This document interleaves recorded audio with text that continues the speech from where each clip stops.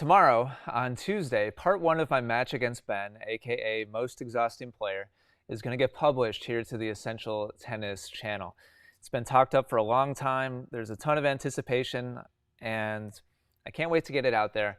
But before that happens, now that you've seen the matches leading up to Ben playing me, there's just something I wanted to get off my chest. Just really wanted to take a moment and kind of take a beat and pay some respect to the players who have already put themselves out there on this channel.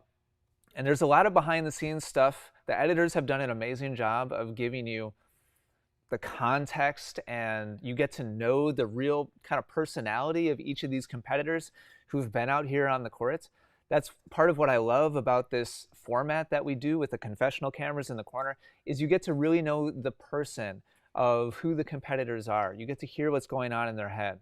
You get to learn much more about them and get to know them on a much deeper level. But there's still other things that you probably don't know. And so in this video, I wanted to reveal some of those things, let you in on some of those behind the scenes details, and also just kind of elevate and appreciate these players, because what they've done on this channel is really incredible. So let's go ahead and dive into that. And I want to start with Ben. We're going to talk about Ben, we're going to talk about Sean, Topher, and Scott. Those are the players that you've seen in this series up until this point. And a couple details here about Ben that maybe you haven't thought about, maybe you haven't considered. First of all, he's coming up to Essential Tennis Arena. Yes, he's used to playing on video, but the experience here on this court with all the cameras, with the commentary booth, multiple coaches watching you and analyzing you while you're playing, it's an experience unlike anything else. If you've been watching some of these analysis live streams and you've heard me talk about it, and maybe you've seen Mark Sanstead in the chat or Michael Trice in the chat or Scott Brody in the chat talk about how playing here is just a completely different kind of experience than, I mean, those players have all played college tennis, they've all played tournaments, they've all put themselves on the line competitively, but coming up to this space is a different experience. And when Ben was completely open to experiencing that and putting himself on the line in that way competitively, just right out of the gates, I respect that tremendously. But in addition to that, he knew he was going to have to make some big adjustments, going from the slow outdoor courts in Atlanta to the really fast indoor court here in Wisconsin. He knew it was going to be an adjustment, and that's why he requested 3 warm-up matches before playing me. And so he knew he was taking himself out of his comfort zone, but came up here for the challenge anyway. He also knew he was going to be challenged physically. And I don't think he necessarily knew going in that he was going to have multiple 3-set matches. But 4 matches in 3 days, let's be honest, it's more tennis than most of us have ever played. If you're a big tournament player, then that's something that you're kind of used to, is having to play multiple matches in a day. But most tennis players don't play tournaments. Most tennis players play club team tennis, or they play league tennis or something like that, or they play casually and once in a while go out there and challenge somebody. Maybe they play on a challenge ladder, and so once per week they go out there and play a match. Most tennis players have not challenged themselves physically to the point where they're playing 4 matches in 3 days. So you combine these things along with the big variation in styles that Ben knew he was going to be facing. He knew Scott was a big power player from the baseline. He knew that he had already seen video of Topher and Sean. He knew that they were, Topher especially, more of a consistency player from the baseline. I'm more of a net rusher. So just a wide range of different challenges on that front. He also came up knowing that he has a target on his back. He knew all of these matches were going to be published. He knew they were going to be really hyped up, and there was a lot of excitement around them and a lot of anticipation. And he took on all of these challenges all at the same time and traveled up to a foreign land where he's only played indoor tennis like 2 other times in his whole career. So Ben, I just want to publicly, and in this kind of focused video, just focused on this today, I just want to say thank you for putting yourself out there. This whole series has been it was incredible for me to experience it in real time. It's been amazing for me to share it with everybody else on the Essential Tennis channel. It's only possible because of your vulnerability, your willingness to take on this kind of challenge, your willingness to put yourself on the line. It's all thanks to you. So I just want to publicly thank Ben and tell him I know Ben's in chat right now. Ben, I respect you so much for how much you put yourself out there. And finally, this really hasn't been talked about or publicized at all, but I offered to reimburse Ben for his hotel, his rental car, his flights, his meals, so on and so forth. Instead, he requested that all of those funds go to the charity that the Tennis Troll channel supports down in Atlanta. I'm sorry, I meant to look up the charity.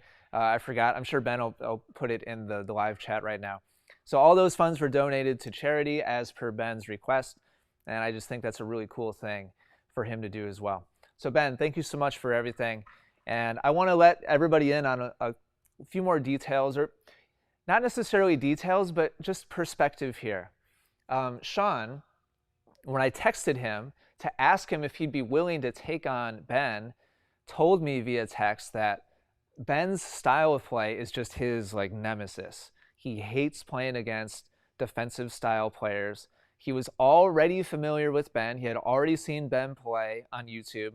He knew exactly what he was getting himself into, but he agreed to the match and took on the match anyway, even though he knew he was going to be the first person up, and he was totally aware that we were organizing this whole, kind of adventure, as Ben likes to, or no, journey, sorry, this whole journey with Ben.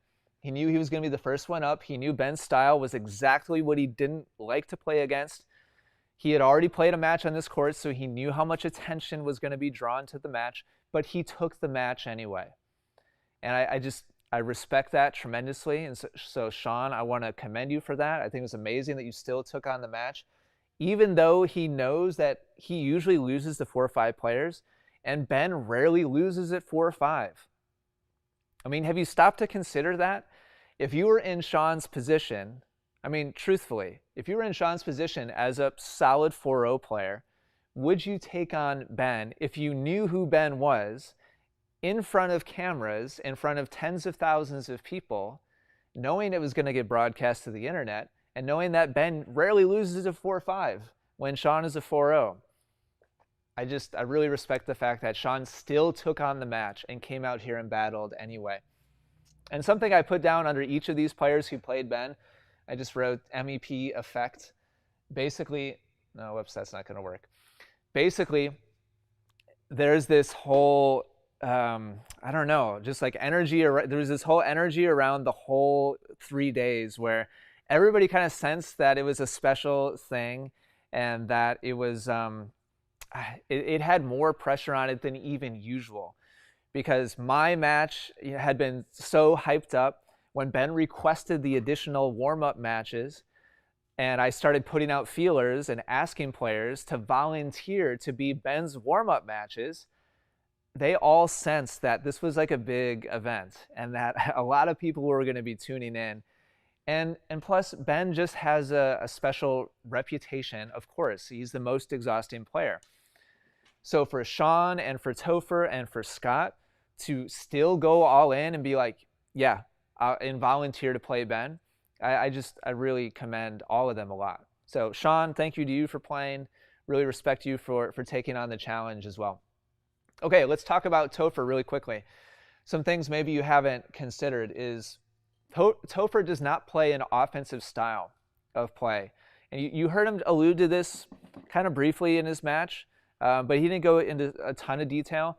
He tends to be the person who likes to hang back and just kind of relax and take his time and let the rallies draw out.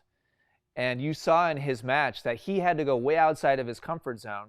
And he also was very familiar with Ben. He knew exactly what he was getting into, but he took on the challenge anyway because he knew it was going to be a big test of his skills. Topher also is a 4.0 level player. He knew Ben rarely loses at 4-5, but he took on the match anyway. And this was also following the first time he was featured on Essential Tennis was against me. And it was just one of those days where everything lined up for me, nothing lined up for Topher, and I just kind of steamrolled him on that particular day. It certainly isn't the way that it would play out against us every time we play by any stretch of the imagination. I think it would be very easy for a lot of players to experience that first match and just not come back again. I mean, totally, honestly, to have that kind of experience and then to come back and play Ben, the most exhausting player, I respect the fact that Topher took that challenge tremendously. And in the face of just the whole kind of aura around the event that we had set up, Topher, I just want to say thanks for taking on the challenge. And then the most recent match that you all just got to see 2 days ago, was it 2 days ago or yesterday? No, it came out yesterday, right? Yeah, it just came out yesterday. The most recent match was against Scott. If you didn't watch all the way to the end of that match, which it's a very long video, it's one of the longest videos we've ever uploaded to the channel. If you didn't stick around to the end, then you may have missed that Scott was dealing with some really heavy family challenges on that particular day. Ben's match, if I remember correctly, finished around 2 or 3, and Scott had to put down his family's dog at 5 o'clock. It's old, and it was time, and so, you know, his family was really dealing with that huge emotional challenge, and Scott came back to play against Ben at, I don't remember what time it was anymore, but right after having to go do that with his family, and I gave Scott the option of just opting out. When I found out what was happening, and it just happened to fall on that same day as his match, and everything got pushed back because Ben versus Topher was such a long match, and we had to kind of think on our feet and try to reschedule. And when Scott told me what was happening with his family, I was like, listen, man, you totally, you have no obligation to play. Ben, frankly, would probably appreciate, a little bit more rest before he plays me the following day. You're going, if you want to be there, with your family and just opt out of this, I 1,000% understand.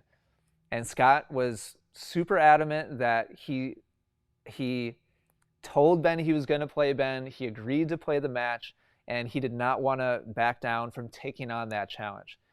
And Scott, it's incredible. Your focus, your determination in that match was super commendable. You were obviously just a man on a mission and super zoned in on exactly what you had to do, even in the face of everything that was going on around you emotionally in terms of your family on that particular day. I also don't think most of you realize, in addition to that challenge and having a total get out of jail, free card, but still taking on the match, I don't think a lot of people realize that Scott is a local coach here in Milwaukee. And there's a special amount of pressure reserved for us coaches. Like, I'm a professional coach. That's what I do, is I create instructional resources. I work with students in person. That's been my career my entire life. And I think there's a special amount of pressure on us who people look up to as like a trusted resource and expert when we put ourselves on the line in a competitive environment, even though it's not what we do. Like, I don't get paid to play tennis. I'm not a professional tennis player. I never have been. That's not my job. But people conflate my ability to play tennis with my ability to teach tennis. And there is crossover, but it's not the same thing, but people still kind of connect them together. And so for Scott to also put himself on the line as a local coach, knowing that probably a huge chunk of his students would tune in and see exactly what happened, I respect Scott for taking on the challenge as well, given that his livelihood right now, his income, comes from being on the court as a tennis expert, as a tennis coach. So Scott, I respect you a ton for overcoming that, the emotional and just the struggles of what you went through that day. And then also having that extra stress, that extra pressure of being a tennis coach and coming out here and putting your reputation on the line, essentially, as a coach and squaring off against Ben in the face. Like Scott knows, Scott's down with everything that's going on. He's close friends with Mark Sanset, so and Scott and I have gotten to know each other pretty well. We've trained together quite a bit, so Scott pays attention to what's going on with the whole tennis internet space. So he knew exactly what he was getting himself into here, but he took on the match anyway. And that's kind of the big thing for me. And to kind of wrap this up a little bit, I want you to ask yourself this question. Would you play here? This is Arthur Ashe Stadium in New York City, where the US Open is played, with the relatively recent roof. I want you to look at the stands here. I want you to look at all the people, all looking at this stage down here, whoever these two players happen to be during this match. Imagine all these seats being full, watching you play a tennis match, possibly against your nemesis, like the person that you most would like to prove to the world that you can compete against this person and win, whoever that might happen to be. Now, Arthur Ashe Stadium, I think it's 23,000, holds 23,000 tennis fans. And I just, earlier today, really quickly went to Topher's video. This was just posted 3 days ago. And Topher this is just one of the videos, the last part of the series. This last video of Topher playing has been viewed 24,000 times in 3 days. So Sean, and it's not exactly the same thing, obviously. It's not a live audience. But we're talking about a larger than Arthur Ashe size audience watching each of these matches with the whole, MEP legend around it, knowing that it was going to be super hyped up. Everybody was going to be watching. And all I can say is I just wanted to draw some attention to Ben and to Sean and to Topher and to Scott. And I just wanted to do a dedicated standalone message to each of those four, that I appreciate all of them tremendously. I respect all of them tremendously. And of course, the fact that they all volunteered to be here, give their time, give their energy, share their passion of the game with the rest of you, helps support this channel. It helps support Essential Tennis. Essential Tennis is my livelihood. It's the livelihood of the rest of our team. We have 3 other full-time team members and a bunch of other part-time team members that make all of this possible. And about a year ago, when I made a big pivot to starting to train, starting to play, started to do more videos on the smartboard here, when I made that big pivot and I started involving other local players, it's just been super, super humbling to see players like Scott, like Mark, like Sean, like Topher jump on board, and now Ben coming up and just kind of raise their hand and say, hey, I'd like to be a part of this too. And most tennis players wouldn't raise their hand. And that's not like judgment to anybody. It's just, it takes a special kind of person to see the size of like the pressure that being on this stage puts on themselves, and then actually raise their hand and say, I want to participate. I want to be a part of this. So today I just wanted to draw a little bit more attention to that.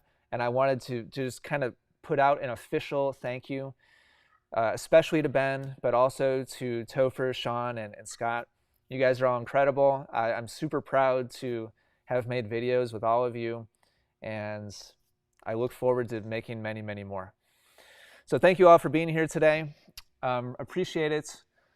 We have a lot going on behind the scenes right now. I'm actually getting ready to go to California early tomorrow morning. I'm going to be doing a lot of coaching. Normally, I would stick around and ask some questions.